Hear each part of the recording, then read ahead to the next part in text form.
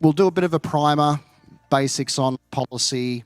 We'll do an open policy simulation. We're going to have a chair and a co-chair.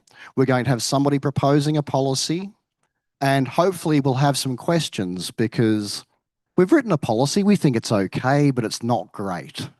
So it'll need help from the community to improve the policy. So why should you be participating in policy? Policies are how we determine what we do with these numbers that we all use on the internet. So they can affect operators' networks, either positively or adversely, depending on what the policies are. So if you want to make sure that your organisation's needs are represented, your organisation should be making sure you're participating. So what we are trying to do is make sure that the policies meet the needs and expectations of the community. So what are internet number resources? Well, they're all of these bunch of numbers, the ones and zeros that we all love. Some of them have got some dollar values attached to them, some of them not so much. So anything that's an INR or internet number resource is an IP address, whether it be IPv4 or IPv6 or an autonomous system number. These are the things that make the internet work. Without these things, the internet does not exist. Now, these all obviously have to be managed globally for uniqueness and stability. What are the regional internet registries? Well, if you've just sat through the global reports, you'll have seen some of the other RIRs here. So there are 5 regional internet registries, of which APNIC looks after the Asia Pacific region. Within our region, we have 56 different economies, covering multiple time zones and a very big geographic area and a quarter of the world's population, over a quarter of the world's population. We are a member-based not-for-profit like the other RIRs, and we provide internet number resources, services, training, and policy coordination. So what is an internet number resource policy?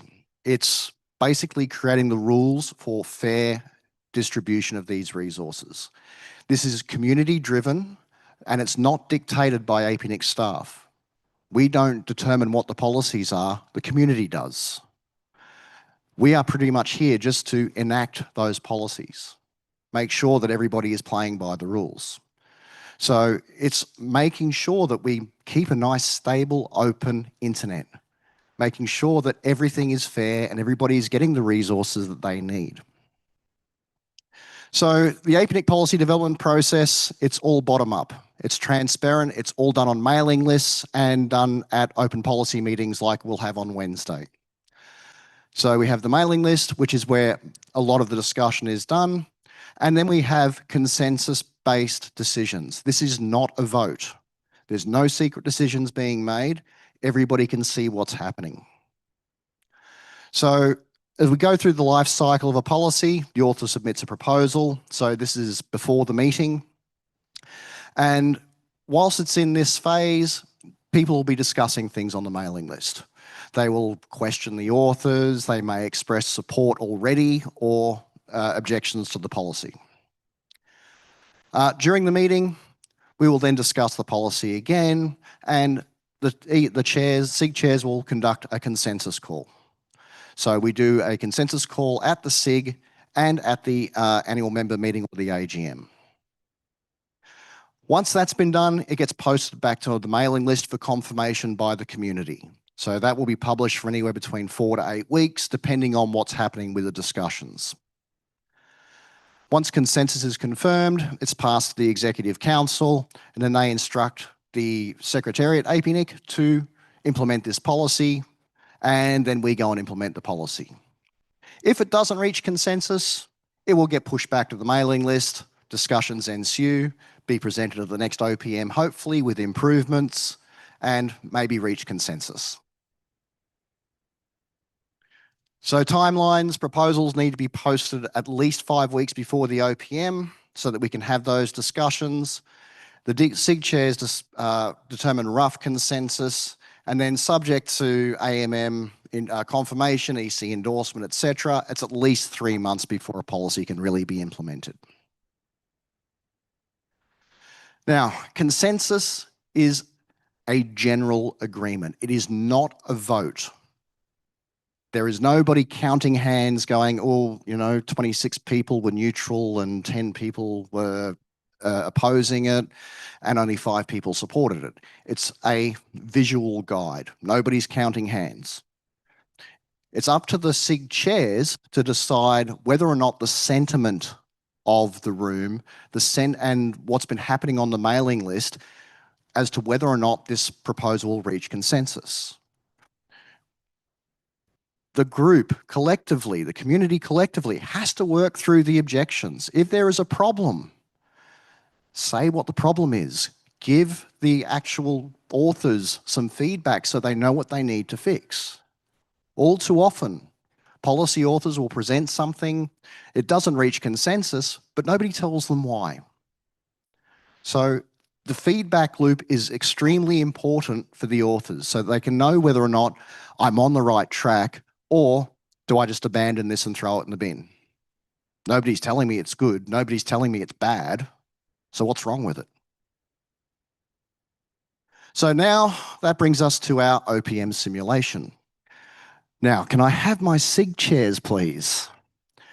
My SIG chairs are Christopher Hawker and Stevie Yee, who are also our APNIC Policy Fellows. They will be doing the consensus call, running the session, but I'll be running the session on the side. But of course, you can't have a policy proposal without a policy author. So I would like Simon to come to the stage as well. So this is our scenario. We currently do internet IRT contact validation, but we want to expand that out to admin and tech as well. Why not? Let's get all of those contacts validated and updated. So the proposal will be for an annual verification with a remediation window, and then an enforcement action of temporary restrictions or something along those lines. Who should be interested in this? Obviously the operators, operational overhead versus registry accuracy. The certs and the LEAs really like up-to-date information in WHOIS because they need to know who to go after. Obviously within our region, we also have national internet registries, so there's considerations we need to think of there. And APNIC Secretariat, we've got to put this thing together and make it work. So there's a lot of people involved. So we'll just do a 5-minute pitch from our policy author here. There'll be some time for clarifying questions. Then we'll have discussion, plus if there's any objections, and then we will do a consensus test. Everyone clear on where we're going? I've set the scene, created the roadmap. Now everyone jump on and let's go for a drive. If you would like to see the full text of the proposal, you can scan that QR code or go to that short URL. I'll leave that up there for a minute.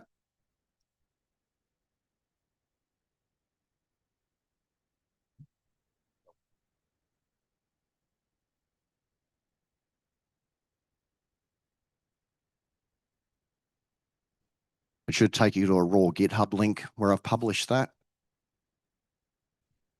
I went quick and dirty for this one.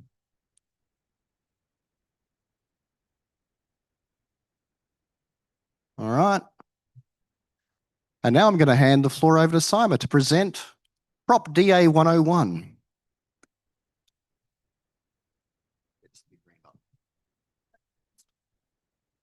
Hello. Okay. Hello, everyone. My name is Dr. Simon Issa, and today I'm going to present improving WHOIS contact accuracy through annual validation and structured remediation. So the problem statement is a significant number of APNIC WHOIS contact records appear to be outdated or unresponsive.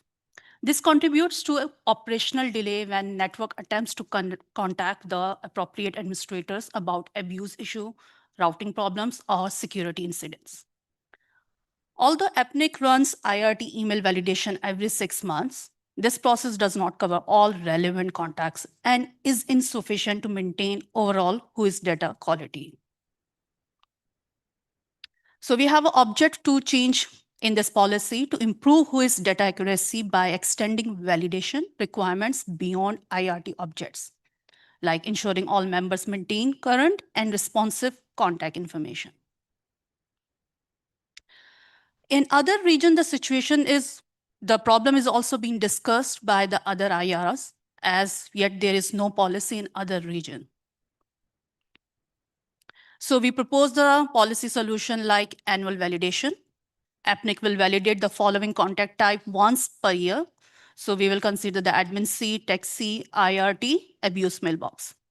The validation will occur via automated email containing a confirmation link.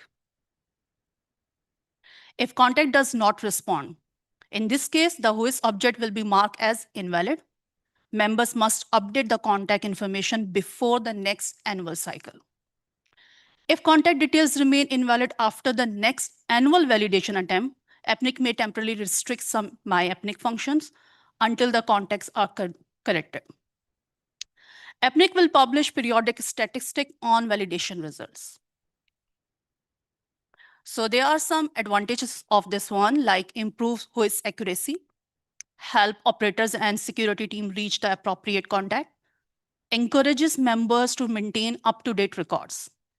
And in terms of disadvantage, none are identified. So what will be the impact on the resource holder? So member will need to complete an annual validations for multiple contact type.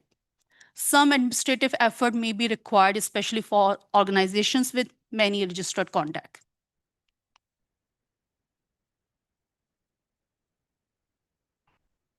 All right. So this is where it comes to everybody here. Is there anything in here that is too vague? I think so. Does it conflict with any other policies? You may or may not know that. But is there something here that is not resolved? So I'll hand the floor to the chairs right now. All right. So thank you, Sema. And we will now move to clarifying the questions. So would you have some? Good. Please state your name and affiliation. Hello, Thank I'm you. Terry Sweetser. I'm not a resource holder, but I'm very concerned that you're talking about invalidating objects in the WHOIS database. What objects are you going to turn off with this policy? Like MyAPNIC functions, you're talking about that.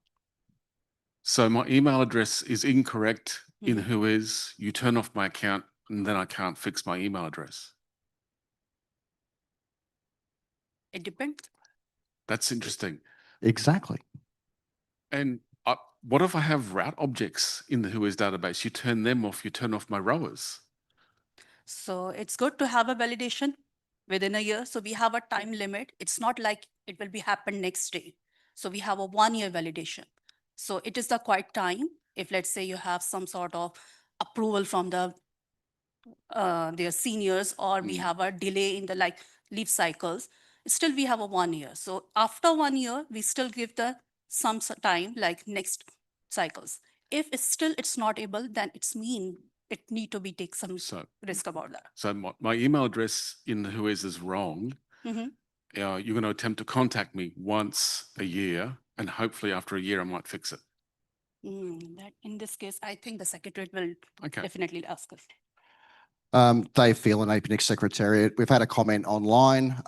One of the certs has actually responded and said that their stats show that 22% of emails that are sent to abuse contacts are either bounced or non-responsive.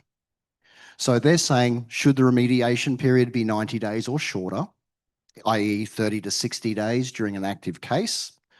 And 2, how will APNIC ensure members don't simply create a placeholder or auto-reply emails to pass validation?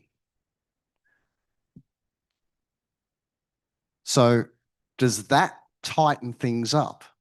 Are we now starting to see feedback come in that improves what we're trying to do?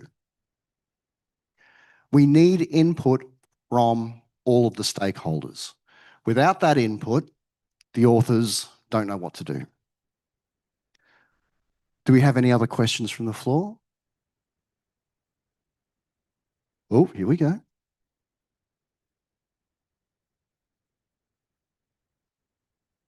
Hi.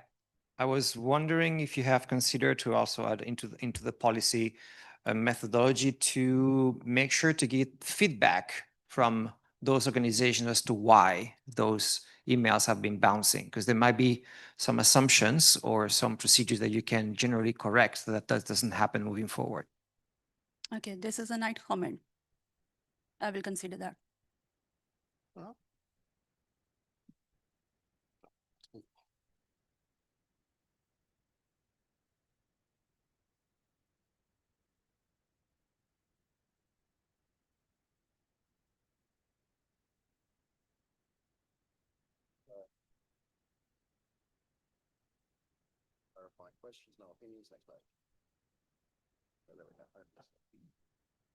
All right, so we're now into some discussion. So we've covered off some of the things that might not quite be right.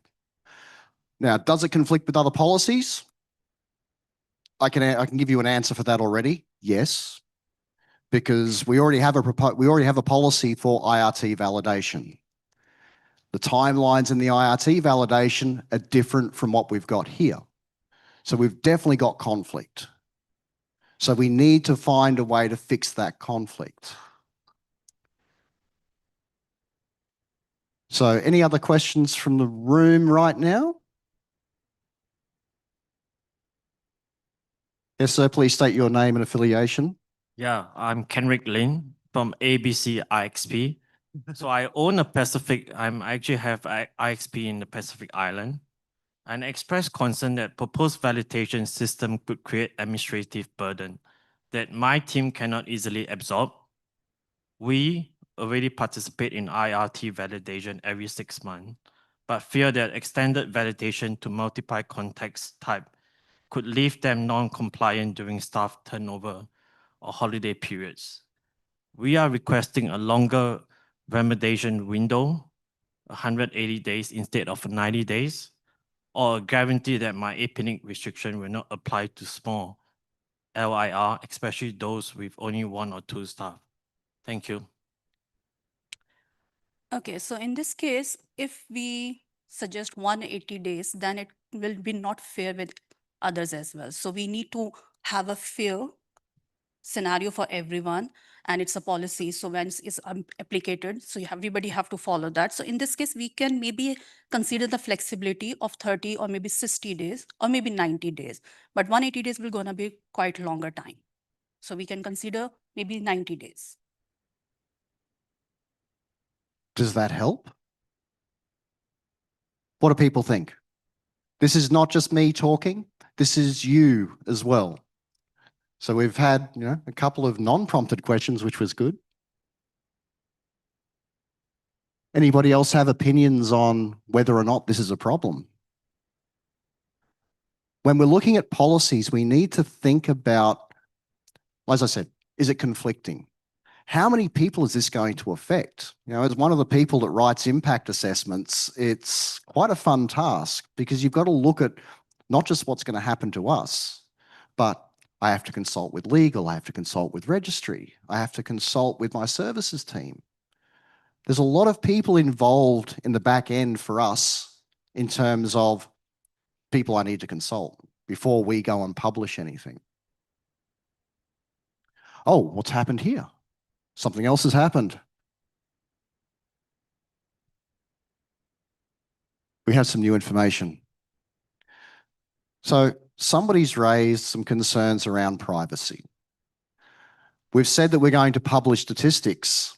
We haven't said what statistics we're going to publish.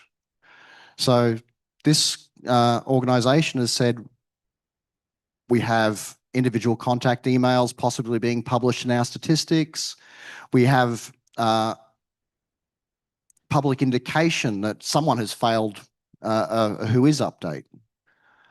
And the bulk WHOIS exports currently contain emails as well. So there's a lot more things that are happening. Is there anybody from APNIC Legal in the room? Nope. Good. Last thing we need is the lawyers. All right. So this is where legal would jump in and go, yes, look, we take the concerns and we will work with the author or we'll work with the policy to make sure it meets all of our legal requirements. Now, obviously this policy is not ready for consensus yet. It needs some repairs done to it. We've got some feedback. The author has now got some time to go away and think about where they've gone wrong and try and come up with something that more reflects the community's expectations for this policy. So 6 months later, we have an updated proposal, hopefully with some more information.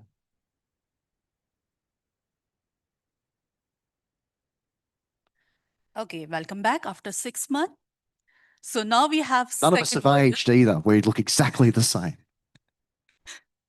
So again, we have the same topic with improvements, improving quiz contact accuracy through annual validation and structured recommendations.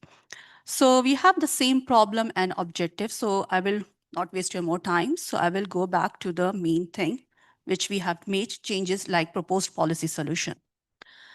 So here we are considering the annual validation again, but APNIC will validate the following contact type once per year, like admin C, text C, IRT abuse mailbox, and validation will occur via automated email containing a confirmation link. If a contact fails validation, a 90-day redemption period begins. Automated reminders will be sent after 30, 60, and 90 days. Members update the contact or nominate a replacement. If validation still fails after 90 days, then who is object marked as invalid? My APNIC capability is restricted to contact-related updates. Resource transfer request pause until validation is completed. So this does not going to affect the routing or existing resource usage. Exemptions and special cases like NIR may integrate the system into their internal processes. Small LIRs may request a one-time 90-day extensions. Critical infrastructure operators may request temporary deferral. So in case of transparency, only aggregated regional statistics will be published, no individual member detail disclosed. So advantages will be more effective abuse handling and security coordination, reduce operational friction between the networks, increase trust in whois data, better alignment with global routability and accuracy expectations, improve CURD and LEA outcomes. Again, disadvantages none identified. So what will be the impact on the resource holder? On administrative purpose, we have annual validation steps requiring minimal action. Contact updates may require internal process change. At operational level, it will be faster incident report, reduce misdirected abuse reports, and in financially, no direct cost at members. APNIC bears the engineering and operational cost. Thank you. So now is the point where Dave gets on the stage and he talks about the proposal and how it's going to impact Secretariat. So we believe it's going to take 4 to 5 months for us to actually engineer and roll this out. We'll require additional support from our member and help desk services people, as we'll expect some more calls with people trying to fix invalid contacts. We're going to try and build integration into our existing IRT workflows, which hopefully reduces some of our time. And we have to do updates to the My APNIC UI with the automated messaging as well.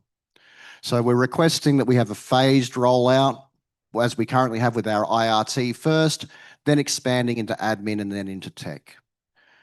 We will try and post some clear success measures in terms of reducing bounce rates between 30 to 50%. And we also need to get some community agreement on enforcement thresholds and escalation. This is not a decision the Secretariat is prepared to make. So we have to decide what can happen here. Does anybody have any suggestions for the author for enforcement thresholds?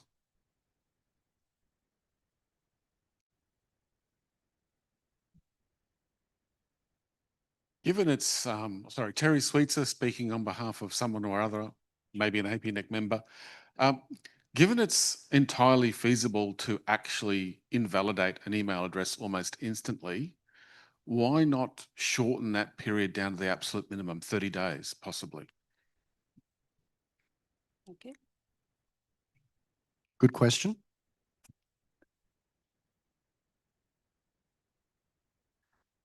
We have to allow time for people to respond. Not everybody is available all of the time. Well, this is an interesting scenario because you're sending an email to verify an email address, which probably does not exist anymore.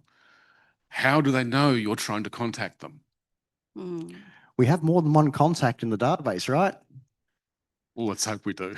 So Secretariat will develop a workflow that if the admin or any of those contacts are no longer valid, we will contact the My APNIC tech and corporate contacts so they can log in and fix the issue.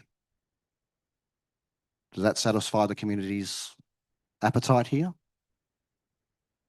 I'm giving you a technical solution to a technical problem to fix a policy problem.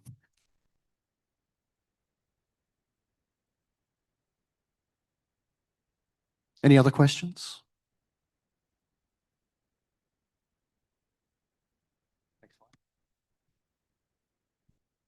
All right, we're going to do a consensus call. I'll hand over to the chairs. Okay, so this policy proposal has been discussed on the APNIC Policy mailing list and at today's open policy meeting. The APNIC PDP requires the community to reach a consensus or a general agreement on the proposal before it can proceed. I will now make a consensus call. You will be given an opportunity now to indicate whether you strongly support the proposal, if you are neutral, or if you object the proposal or strongly object to the proposal. If you indicate that you strongly oppose the proposal, then you will be expected to explain the reason for your strong objection. If you are participating online, the Zoom poll will begin shortly. If you strongly support the proposal, please put your hand up. Sorry, before we do this, this will be the only time RIR and NIR staff are allowed to participate in a consensus call. So if you are from an RIR, feel free. This is the only time you can express your opinion, so use it wisely. Enjoy it while it lasts. Okay. Right. So no strong support. Oh, hang on. Well, let me just play. I'm going to pretend that we are in an actual meeting, and I say I object to this. This is fundamentally the job of a registry. Why do we need a policy for a registry to do its job? Okay. Because the purpose of a registry is to provide accurate information. So if we have to write a policy proposal for something that a registry should be doing, then we have a bigger problem. Dave Phelan, APNIC Secretariat. The information in Who is only as good as the data that people put into it. If we don't validate the data, then who's going to validate the data? You can respond if you want. So I'm suggesting that staff should take initiative and fix this themselves. The problem is valid. I just don't think that we need a policy to fix it. Okay. I haven't seen any compelling reason that, this can't be done by staff on their own. I assume it's already being done. You bet it's already been done. At least for IRT anyway. All right. Consensus call, chairs. Sorry, just briefly to note, if people are on the Zoom poll, apparently the Zoom poll is for, it says Prop 168. Yeah, that's fine. Forget it. Okay. Next, if you support the proposal, please put your hand up. Okay. No counting, just little eyeballs around the room. Okay. Okay, thank you very much. If you are neutral about the proposal, please put your hand up.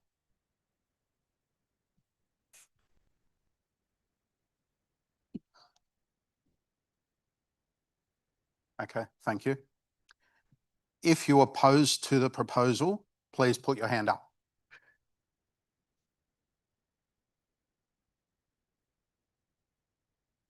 Okay, thank you.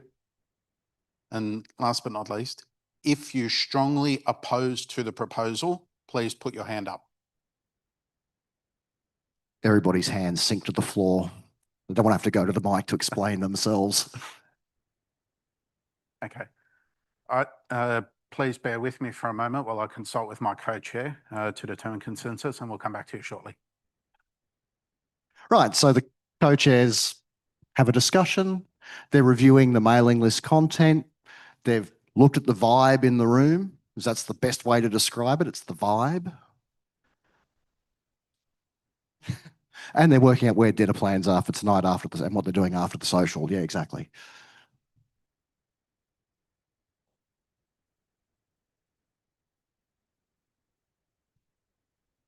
Okay. All right, so I have conferred with my co-chairs, and we have noted the community's comments for and against the adoption of this proposal. On consideration of these inputs, we believe that the community has reached consensus on the proposal.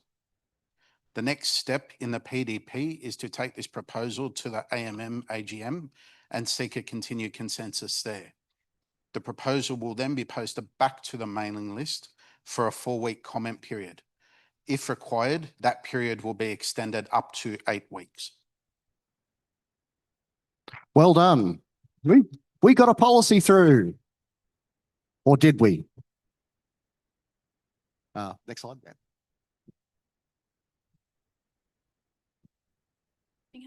Going. There we go. So what worked? Do you think that the problems were resolved through the process? Do we believe that the objections were dealt with? I think I wrote a pretty, our author wrote a pretty good policy there. Version 2 definitely was better than version 1. And we looked at all of the issues we had with version 1 and we've addressed them. What happens in the mailing list next? Well, hopefully it goes to the AMM. The EC will do their consensus call as well. Fingers crossed, it passes consensus there. And then we're back to the mailing list. 4 weeks for comments. And because this will require updates to APNIC 127, we'll do a bucket load of editorial changes. And then that'll go back to the mailing list for discussion for another period of time, depending on what actually goes on. Next steps, if you aren't already in the Policy SIG mailing list, people in the room, a couple of ways of subscribing. You can send a good old-fashioned email to SIG Policy Join at list.apnic.net, or you can use our HyperKitty Orbit platform and join there. Also, review the current proposals that will be up at the OPM on Wednesday. There'll be 2 proposals. So one is purely there for discussion. I reflected that there was an issue with policies not getting feedback. We just want some feedback on this one. The author needs to know where they're going wrong. And the second one is we will be doing a consensus call, I believe. So review the current proposals, come to the OPM. If you're new to policy, it is not scary. You need to make sure that what people on that stage are talking about reflects what you need as a resource holder or as an interested person in the community. Make sure that everything that's happening in APNIC meets what you expect to happen from APNIC. If it doesn't, it's your fault. Oh, just kidding. So please participate. We would love to see people there on Wednesday morning at 11 a.m, I think it is. Stickers? And there's some free stickers. I would like to thank my esteemed colleagues on the stage here. Give them a round of applause. Thank you, everyone. I want to thank my impromptu questioners, as well as our not so impromptu questioner, wherever he was. And I look forward to seeing everybody on Wednesday. So enjoy the social tonight. I'll probably see people there as well. and enjoy the rest of the conference. Thank you very much.